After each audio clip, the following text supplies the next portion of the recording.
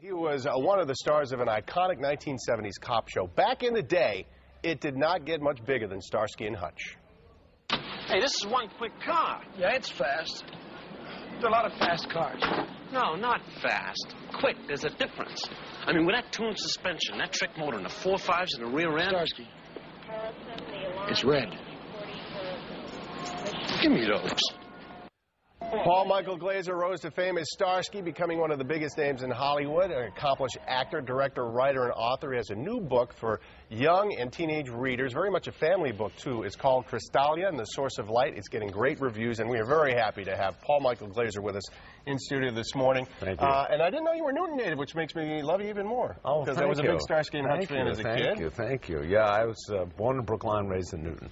When you see that stuff, the old clips, first of all, do you ever tire of people asking you about, you know, the show or the car, the sweater? No, you know, I what I can remember of it. Let me tell you, Maura sent something on Twitter. We told people you're going to be on today. She said, I haven't seen a man wear a belted cardigan and look cool since. I don't think it can ever be done again. Oh, isn't that nice? Isn't that nice? You only wore that in like 3 episodes, but everybody... Only wore it in 3 episodes, yeah, the pilot and a couple of other episodes. I actually went to the audition wearing that sweater. Did you really? And they said, you're in, we like it. I wanted the sweater. I also want to talk to you a little bit about, and we saw it in those shots there, you directed a lot of movies, and one of the movies, another guy, VB here, and I love, is Running Man. Oh, it's a great movie that you made with Arnold Schwarzenegger. When you look back on that experience, was that, because you had some interesting characters in that movie, because Jesse Ventura was in it as well, and Mick Fleetwood, if I'm not mistaken. Yeah, James Brown, yeah, it was Richard Dawson. It was an interesting collection. Nice progression of your career from actor into director. You got a couple things going on that brings you back home. First, you're helping the Jewish Community Center of the North Shore celebrate its 100th birthday. What types of things are going to be going on there? Well, we're doing a reading. I'm going to be reading the book to kids and families at 1:30 on Sunday, and that'll be terrific. They're having a big dinner on Saturday night. To commemorate the 100th anniversary, and they're keeping me busy. Yeah, that's good. Now, as for the book, tell us what the book is about and where you got the inspiration to write it. Well, I was trying to find a way to share what I've learned over the past 25 years in my life. And I realized that I wanted to write a book to the child in all of us. So I decided to write a children's book, but also aim it towards the whole family. It's a story of a 13-year-old girl, it's told in her voice, and her 9-year-old brother, whom she can't stand since he was born and took her place. And there's their last holiday with their mom because she's dying, and it's the last holiday in the house because the bank is kicking them out, and the girl's angry and bitter and doesn't believe in anything. The boy believes in the need to believe.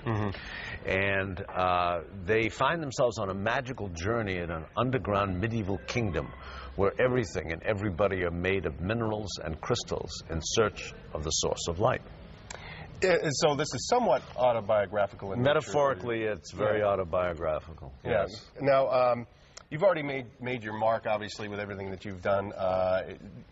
What was it about wanting to tell this story that you said, because you've really had you've opened your life up to a lot of people in a lot of ways. What made you want to say, you know what, I'm going to put this in this form so that I can really reach out to people? Well, you know, it's all dressed up in the tradition of Alice in Wonderland and Wizard of Oz. And at its heart, it asks the question, what is the purpose of fear in our lives? And I experienced, through the loss of my wife and my daughter, I experienced levels of helplessness that I hadn't experienced before, and everyone experiences it. We all experience it at some point or another. And I was very fortunate to find teachers that crossed my path and taught me a tremendous lesson in terms of how to deal with fear, how to be able to recognize that fear of helplessness, and how to be able to utilize it and optimize it, because it's very powerful. Well, you're an inspiration to a lot of people for how to cope with things, because what you went through was beyond tragic personal family tragedy. Your wife, Elizabeth Glaser, was giving birth, had a blood transfusion that was tainted with AIDS. Yes. And ultimately that claimed her life, and your daughter got that as your wife was breastfeeding, so it was transferred to her. We knew nothing about any of that at the time. Right. And so that led to the foundation of the Elizabeth Glaser Pediatric AIDS Foundation, which you were obviously instrumental in putting out there. But you've helped so many lives and so many people through tragedy, and it's easier said than done, because a lot of people go through that and they don't know how to react, but they look to you and you provide that inspiration to show people how you can turn things around. Well, I was very fortunate. I was extremely fortunate to have the teachers and learn what I've learned. And I feel like there's so much fear in the world today. And I thought, I really want to share this because it's very, very important, very useful. And, you know, a lot of the times we experience fear and we don't call it fear. You know, if I had a nickel for every time I said to somebody, they say, I'm sorry. I said, what are you, they're angry. I said, what are you scared of? I'm not scared, I'm angry. Right. But it's underneath it. Underneath it is that the anger's fear. masking the fear. That's right. Yeah. That's right. And so, you know, and the wonderful thing about children and the child in all of us is that we've all experienced that, and we suppress it as we get older. We become adults, and we don't want to call it fear. Right. You know, we want to have control. We want to be able to keep it in its place. However, the reality is that child inside us still feels it, still hears it, and still causes us to make certain adjustments to create the illusion of control. And the important thing to understand is that fear is in the human life. It's a condition. It's a given. We all have it because none of us have any effect over our mortality. Right. And so, to varying degrees, whether it's mortality or whether it's being stuck in a traffic jam and late for an appointment, we still have moments where we feel helpless, and whether we want to acknowledge it or not. And when we can acknowledge it, and when we can say, oh, a part of me is scared, we can also identify the part of me that's not scared, and then we go, well, wait a minute, what's the part of me that can make the distinction between the two?